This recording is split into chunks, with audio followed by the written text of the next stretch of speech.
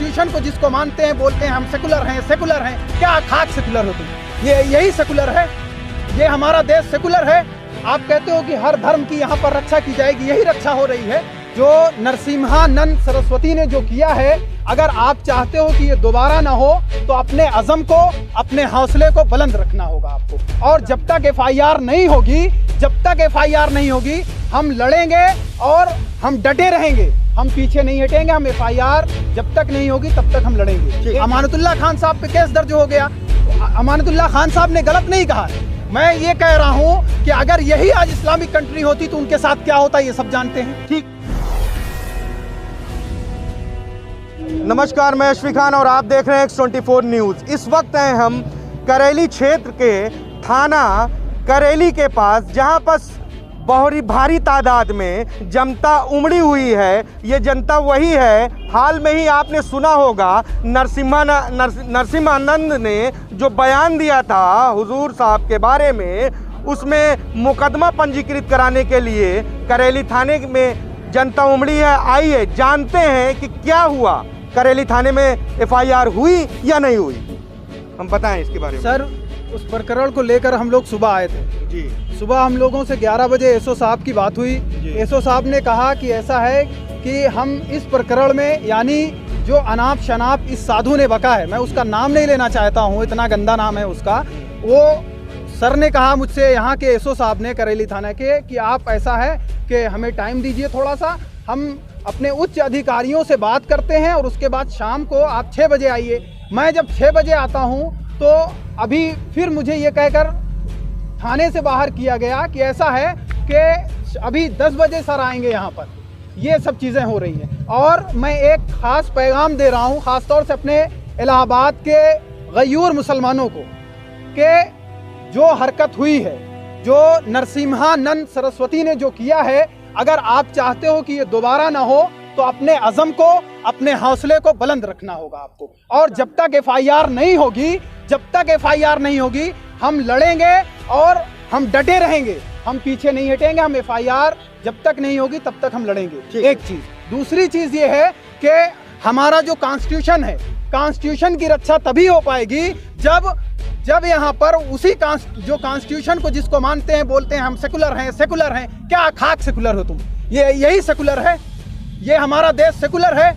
आप कहते हो कि हर धर्म की यहाँ पर रक्षा की जाएगी, यही रक्षा हो रही है। अगर यही, मैं कहता हूँ, अमानतुल्लाह खान साहब पे केस दर्ज हो गया, अमानतुल्लाह खान साहब ने गलत नहीं कहा है। मैं ये कह रहा हूँ कि अगर यही आज इस्लामिक कंट्री होती तो उनके साथ क्या होता, ये सब जानते हैं। ठीक है। मगर कानून का बोलबाला कैसे होगा?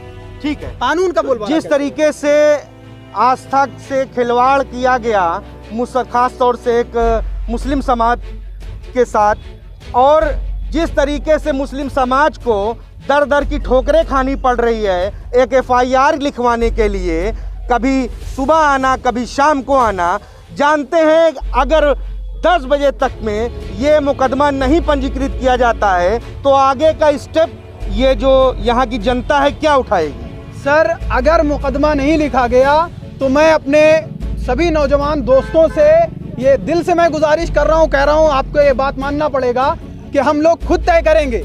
अगर मुकदमा नहीं लिखा गया तो हम इलाहाबाद को जाम करेंगे, हम इलाहाबाद को पूरे जाम कर देंगे। आप इस प्रकरण में कोई बड़े आला अधिकारियों से बात की है आपने? हमने आला अधिकारियों से इसलिए बात नहीं की है क्योंकि यहाँ पर जो अधिकारी बैठे हैं इस थाने में, वो खुद सक्षम है मुकदमा फाइल कर सकते हैं, वो खुद सक्षम है, उनको बात करने की जरूरत नहीं है। और जब हम यहाँ पर चक्का जाम करेंगे, जब सड़क जाम करेंगे, इलाहाबाद जाम होगा, पूरा इलाहाबाद यहाँ पर इकट्ठा होगा।